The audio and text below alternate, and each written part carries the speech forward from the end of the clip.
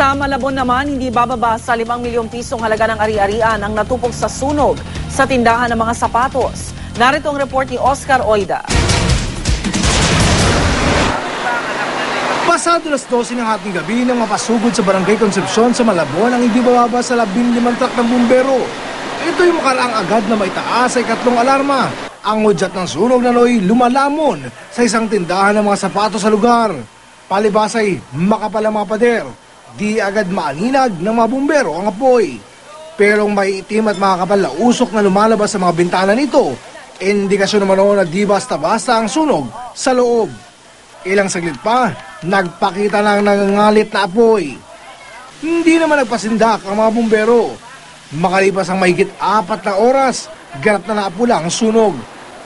Pero ayon sa may-ari ng tindahan, di bababa sa 5 milyong piso ang halagang nawala sa kanila. Bagamat di pa matiyak ang pinagmula ng sunog, nakatitiyak daw ang may-ari ng tindahan na imposibleng may kinalaman ito sa kuryente. Bago rin sila umalis dito kagabi, sinigurado rin nilang patay ang circuit breaker ng kanilang tindahan. Hindi ko po masabi. Oo, hindi ko po masabi.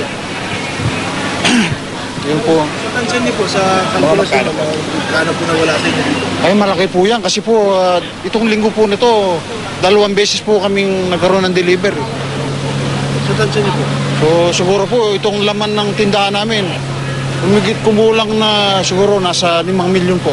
May nakita naman umanong basag sa may bintana sa likuran ng tindahan bago pa man rumesponde mga bumbero kung kaya't kinukonsidera ang anggulong foul play.